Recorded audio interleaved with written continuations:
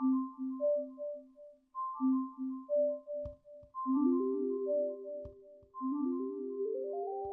quels composants une imprimante 3D est-elle constituée? Nous savons qu'une imprimante 3D dispose du filament fondu en couches successives pour construire un objet. En fait, l'imprimante n'a pas vraiment d'intelligence et ne fait qu'exécuter le programme calculé par le trancheur. Sa fonction est donc d'exécuter ce programme de la manière la plus fidèle possible. Ce programme précise comment la tête d'impression doit se positionner par rapport au lit d'impression, la température à laquelle chauffer ce dernier et comment chauffer et extruder le plastique. Allons observer plus précisément l'anatomie de cette machine. Une imprimante 3D est constituée des composants suivants. Un châssis, un lit d'impression, parfois chauffant, sur lequel les objets sont fabriqués, une tête d'extrusion couplée à un extrudeur qui pousse le filament de plastique, des moteurs pas à pas pour faire se déplacer la tête d'extrusion par rapport au lit et pousser le filament, et enfin une carte contrôleur qui pilote les moteurs et les éléments chauffants. Commençons par nous intéresser à la partie de la machine qui reçoit tous les autres composants, le châssis. Il existe une grande variété de choix de matériaux et de solutions pour réaliser un châssis. On peut citer le bois, comme du contreplaqué ou du MDF, le métal, par exemple l'aluminium, le plastique, par exemple le plexiglas, les matériaux composites, comme le Dibond, ou même des pièces imprimées en 3D. La structure du châssis dépend du type de l'imprimante considérée, les deux principaux types d'imprimantes étant les cartésiennes et les delta. Intéressons-nous de plus près aux imprimantes cartésiennes. Les imprimantes cartésiennes se caractérisent par trois axes perpendiculaires réalisant physiquement les axes X, Y et Z d'un repère cartésien orthonormé. En effet, les trois axes sont tous perpendiculaires les uns par rapport aux autres.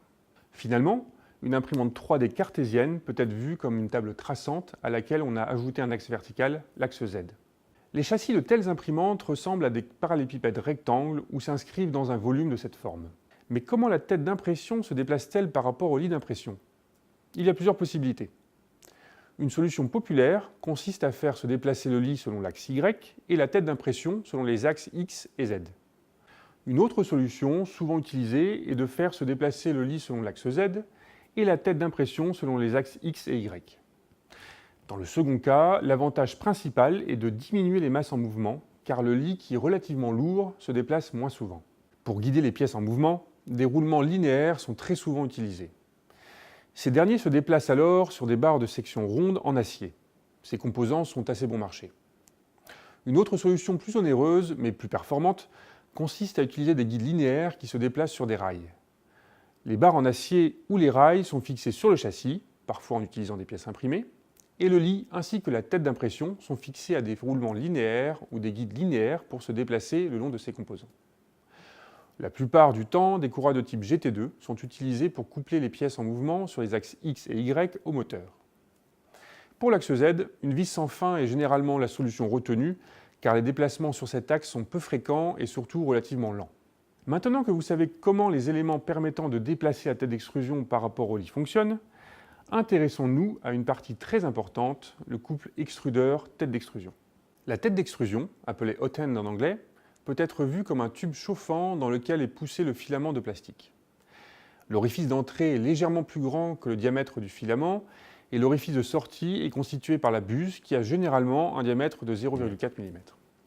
L'extrudeur est constitué d'un moteur entraînant une roue crantée qui pousse le filament dans la tête d'extrusion. Il peut être placé sur le chariot sur lequel est fixée la tête d'extrusion ou alors déporté et fixé sur le châssis. On parle alors d'extrudeur de type Bowden. Dans le cas où l'extrudeur est déporté, un tube en téflon relie la sortie de l'extrudeur à l'entrée de la tête d'extrusion. Abordons enfin le cerveau de l'imprimante, la carte contrôleur. Il existe principalement deux types de cartes, les cartes 8 bits à base d'Arduino et les cartes 32 bits à base de processeur ARM.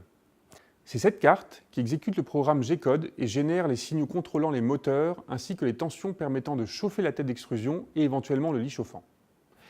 Les éléments chauffants sont d'autre part équipés de thermistances permettant à la carte contrôleur de connaître leur température. Voilà, vous connaissez maintenant les principaux composants d'une imprimante 3D.